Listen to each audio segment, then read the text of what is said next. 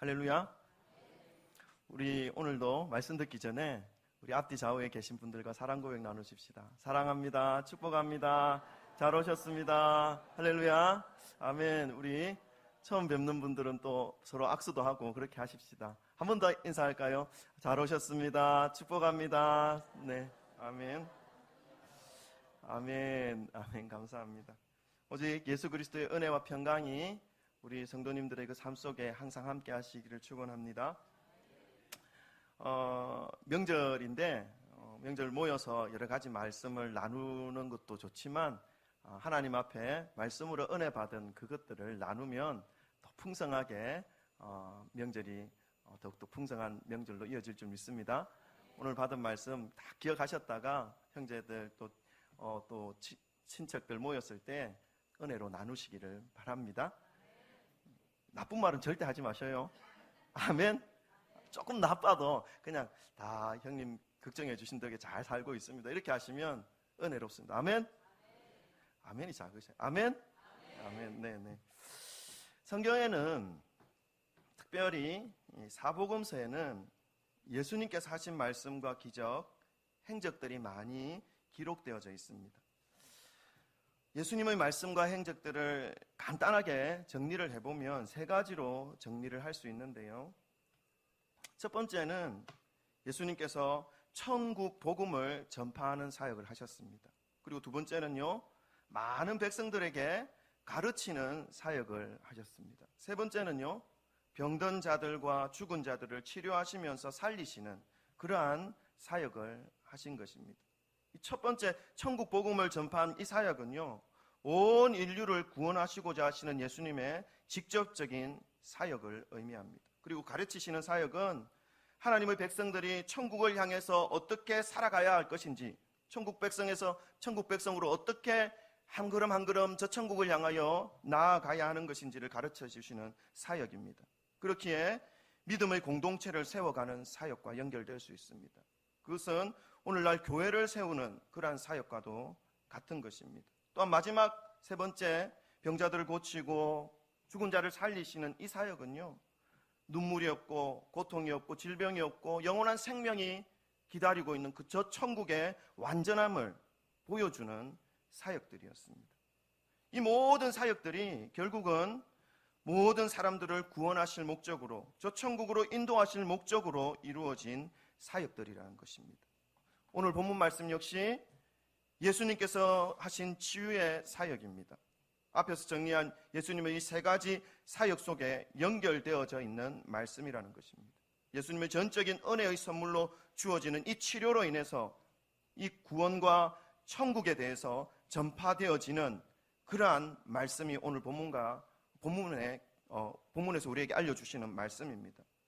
이 본문 말씀을 받는 우리들의 모습이 어떠해야 하는지에 대한 부분도 마지막 부분에 우리에게 알려주고 있습니다.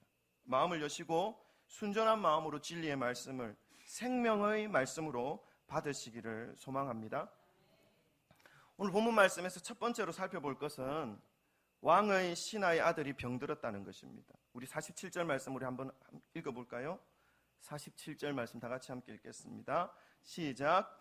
그가 예수께서 유대로부터 갈릴리로 오셨다는 것을 듣고 가서 청하되 내려오소서 내 아들이 병을 고쳐주소서 하니 그가 거의 죽게 되었음이라. 아멘.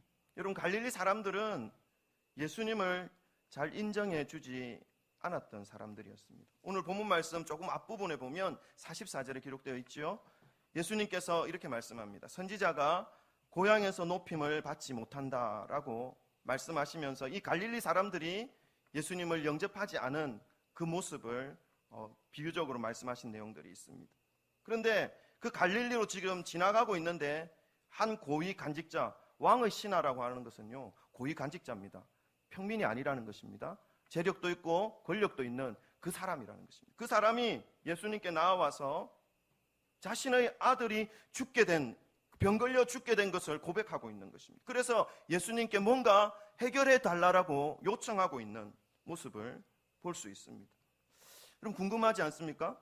예수님을 영접하지 않은 갈릴리 땅에서 그 한 고위 간직자가, 왕의 신하가 예수님께 나와 자신의 아들의 병 걸린 것을 고쳐달라고 요청합니다.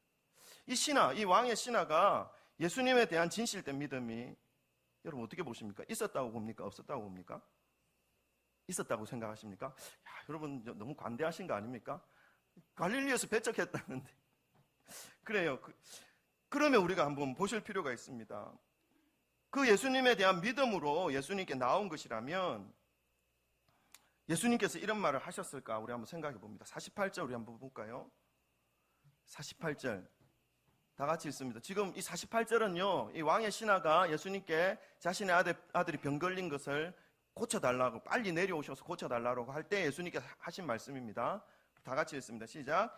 예수께서 이르시되 너희는 표적과 기사를 보지 못하면 도무지 믿지 아니하리라. 무슨 말씀입니까? 예수님이 지금 조금 언짢으신 겁니다.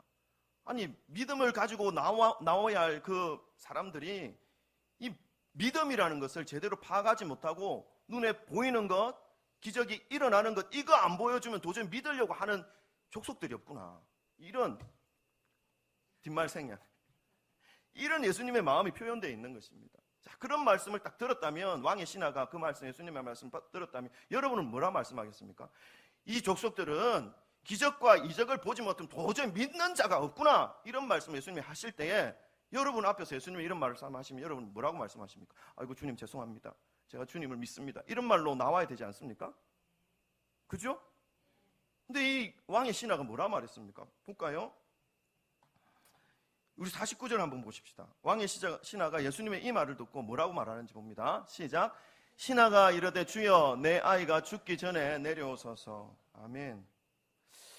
예수님께서 이렇게 말씀하시는데도 이 신하는 뭐라고 말합니까? 아, 주님 아닙니다, 제가 주님을 믿습니다, 이렇게 대답하는 것이 아니라 주님 내 아이가 지금 죽게 됐습니다, 한 번 더 얘기하는 겁니다.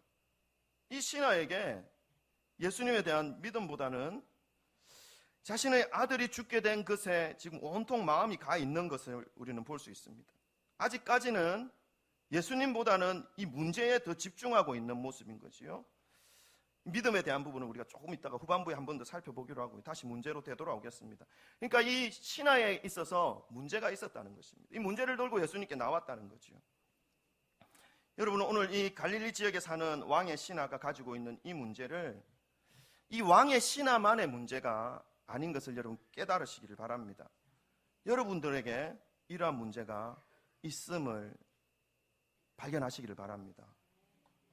왕의 신하의 아들이 병들어 죽게 된 문제, 이 문제는요, 이 왕의 신하와 그의 아들만의 문제가 아닙니다. 사실은 저와 여러분을 비롯하여 온 인류가 가지고 있는 문제입니다. 어떤 문제입니까? 질병의 문제, 죽음의 문제입니다. 그것이 바로 우리가 다 안고 살아가는 문제인 거죠.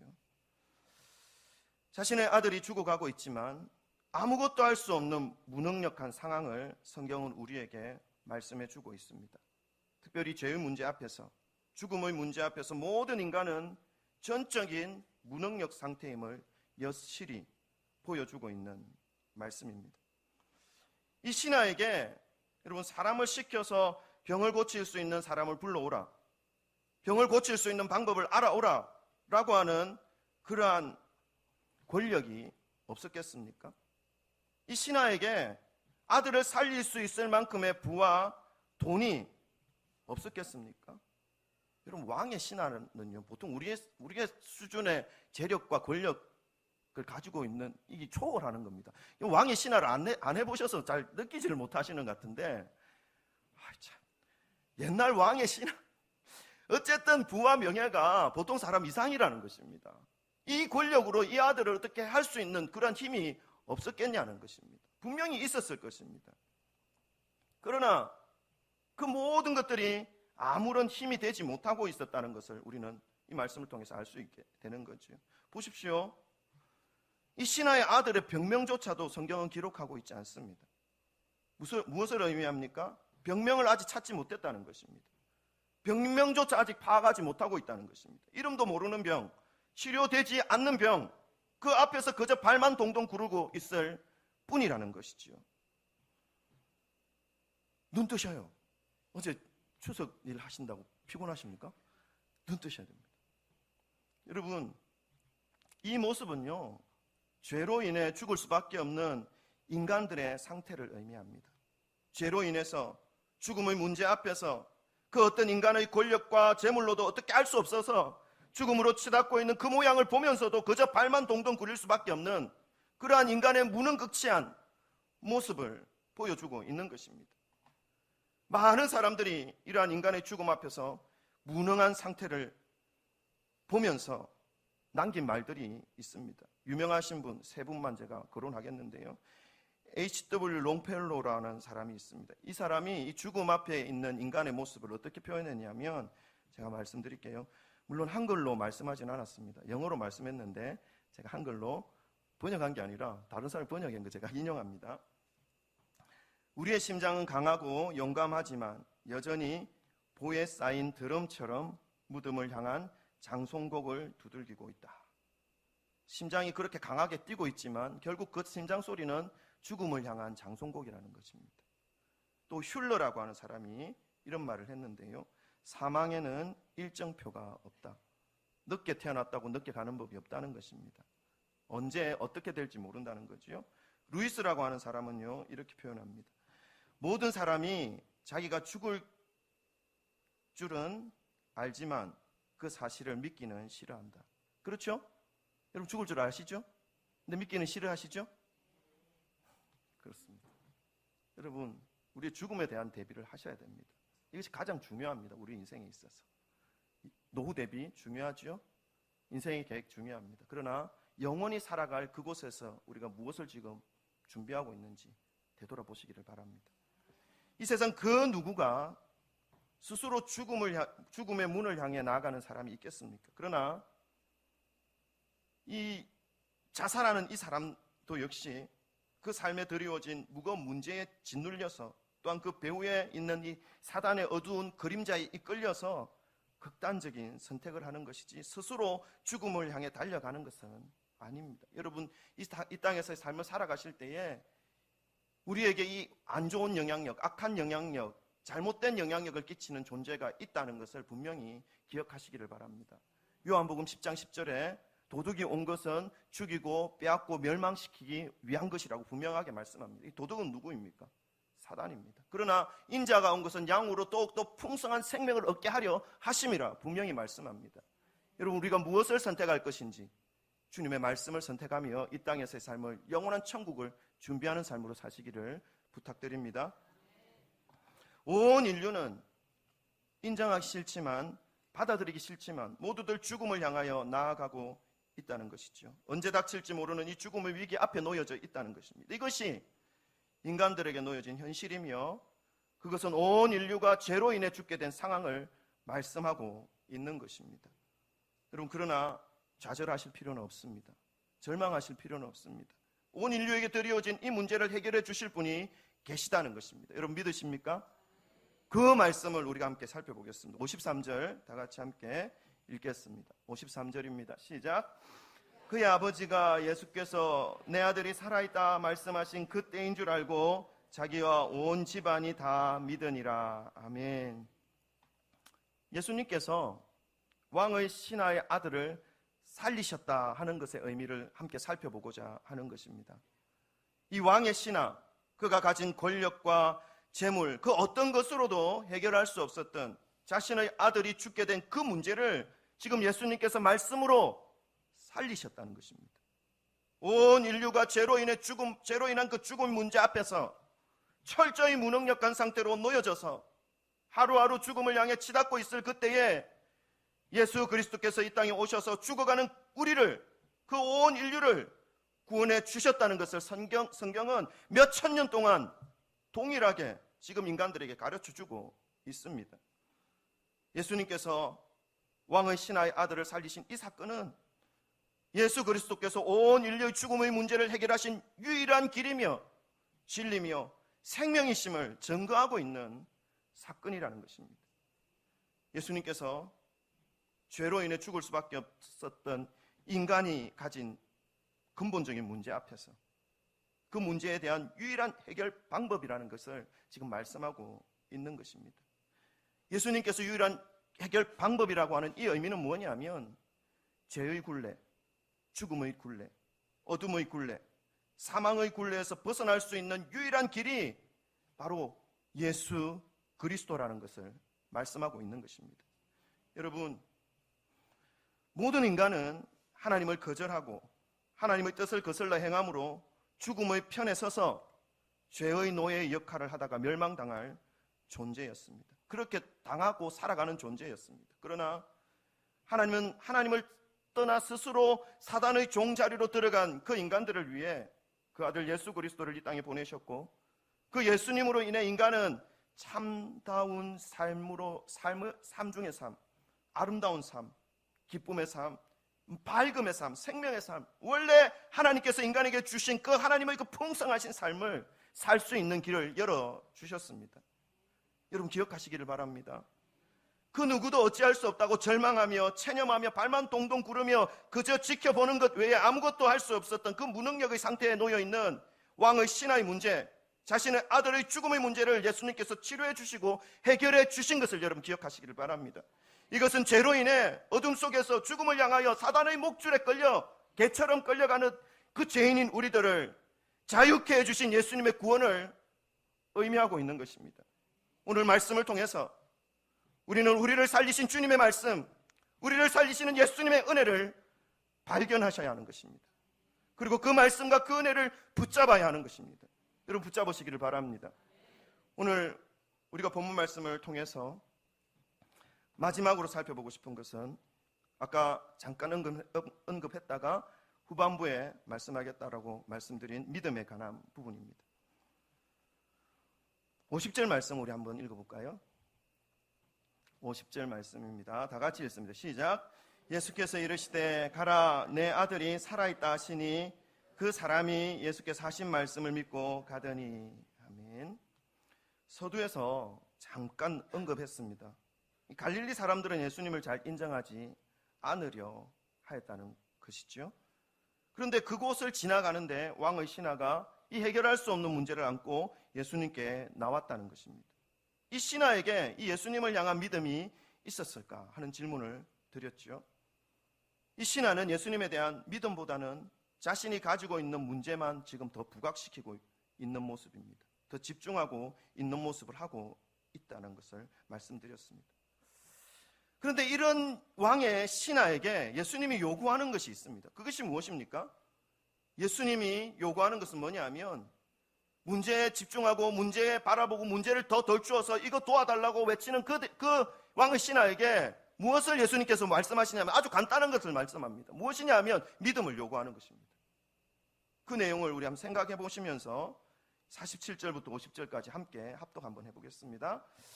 47절부터 50절입니다. 시작. 그가 예수께서 유대로부터 갈릴리로 오셨다는 것을 듣고 가서 청하되 내려오셔서 내 아들의 병을 고쳐주소서 하니 그가 그이 죽게 되었음이라. 예수께서 이르시되 너희는 표적과 기사를 보지 못하면 도무지 믿지 아니하리라. 신하가 이르되 주여 내 아이가 죽기 전에 내려오소서. 예수께서 이르시되 가라, 내 아들이 살아있다 하시니 그 사람이 예수께서 하신 말씀을 믿고 가더니. 아멘. 자신의 문제에 집중한 나머지 예수님께 대한 믿음을 제대로 표현하지 못하고 있는 이 왕의 신하에게 예수님이 말씀하십니다. 가라, 내 아들이 살아있다. 여러분 이 짧은 말씀 속에 예수님은 지금 이 왕의 신하에게 무엇을 요청하고 있는 것입니까? 믿음을 요청하고 있는 것입니다. 문제에만 집중하고 자신의 상황에만 집중하여서 예수님의 그 질문에 대한 대답에 대한 요점도 제대로 파악하지 못하고 계속했던 말 반복하며 발을 동동 구르며 내 아들의 병을 고쳐주소서 말만 하던 이 신하에게 오직 말씀만으로 가라, 내 아들이 살아있다 말씀하신 것입니다. 이 신하가 어떻게 했습니까? 50절에 보니까 예수께서 하신 말씀을 믿고 가더니로 되어 있습니다. 너의 아들이 살아있다 하신 예수님의 그 말씀을 믿고 돌아갔다는 것입니다. 여러분 이 장면에서 예수님께서 원하시는 믿음이 어떤 믿음인지를 발견하시기를 바랍니다. 자신의 문제를 가지고 기적을 바라며 예수님께 나온 그 왕의 신하에게 예수님은 너희는 표적과 기사를 보지 못하면 도무지 믿지 못하는구나 말씀하십니다. 그리고 그 자리에서 바로 표적과 기사를 이 왕의 신하가 볼 수 있는 수준, 이해할 수 있는 수준으로 보여주지 않았습니다. 예수님께서 보여주신 것은 아주 간단하게 너희 아들이 살아있다, 말씀만 하신 것입니다. 여러분, 예수님이 정말로 원하시는 믿음이 어떤 믿음이겠습니까? 우리 깨달아야 됩니다.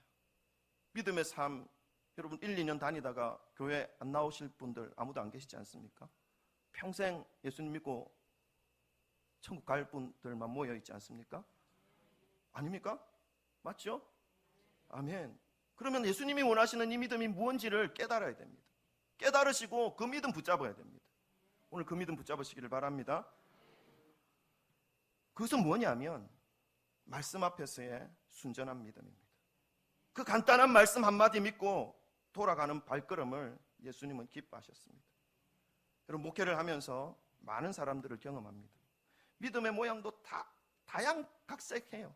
정말 다양합니다. 어떤 이들은 보여지는 현상을 쫓아서 믿음을 붙잡으려고 몰려다니는 사람들이 있습니다. 신비한 체험을 하면 믿음이 있는 것처럼 여기면서 그것에 대한 동경을 가지고 늘 그런 것들만 구하고 있는 사람들이 있습니다. 여러분, 그것이 잘못되었다라고 말씀드리지 않습니다. 믿음의 한 부분일 수 있다라고 생각합니다. 저도. 그러나 그렇게 믿음 생활을 하려고 하는 사람들의 특징이 있는데 그게 뭐냐면 말씀을 붙잡으려고 하는 믿음이 약합니다. 말씀은 등한시하는 경향이 아주 강합니다. 그러니까 말씀에 대한 사모함, 말씀에 대해 배우고 붙잡고 지키려고 하는 그러한 마음은 정말 찾아보기가 어렵다는 거죠. 주일학교 다닐 때 말씀 공부한 것, 그것으로 일평생 살아가는 사람들도 있습니다. 문제가 있는 거죠. 말씀은요, 죽을 때까지 배워야 합니다. 말씀은 죽을 때까지 하나님의 말씀을 받아야 됩니다. 그래야 영혼이 살아납니다. 주일학교 때 배웠던 그 말씀으로 일평생 살아간다는 것은요, 이미 영이 죽어 있을 수 있습니다. 매주마다 하나님의 말씀 앞에 나와서 생명의 말씀으로 주어지는 이 하나님의 말씀을 순수한 믿음으로 받으시기를 축원합니다. 영혼이 살 수 있는 길입니다. 예수님께서는 오늘 본문 말씀에서도 그렇고 또한 성경의 이곳저곳에서 말씀하신 그 말씀에서 우리가 찾아본다면 예수님이 기뻐하시는 믿음은 뭐냐면 순전하게 반응하는 마음입니다. 예수님의 그 말씀을 믿고 순수하게 순종하는 그 믿음을 보시고 예수님은 칭찬하시고 기뻐하시고 있다는 것을 우리는 성경에서 발견할 수 있습니다. 여러분, 모든 인류는 문제 안에 놓여져 있습니다. 죄의 문제, 죽음의 문제. 그 앞에서 어떤 높은 위치에 있는 사람도, 권력과 돈을 가진 사람도 철저하게 무능력한 상태로 놓여져 있습니다. 방법은 오직 하나뿐입니다.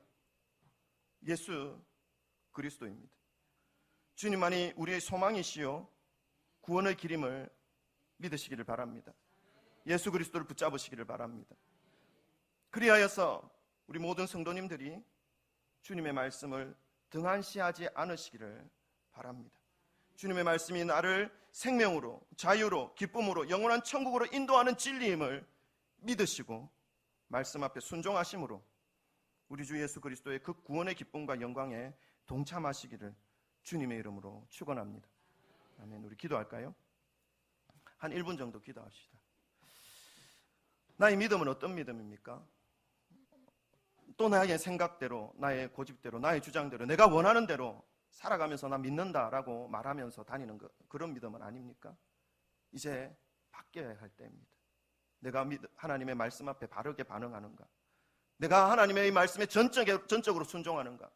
그렇지 않으면요, 우리 앞에 놓여져 있는 이 문제, 죽음의 문제, 죄악의 문제는 내어날 수가 없어요. 하나님, 내가 하나님의 말씀에 순수하게 반응하는 믿음으로 회복되기를 원합니다. 우리 하나님 앞에 한 1분 정도 기도하도록 하겠습니다. 기도합니다.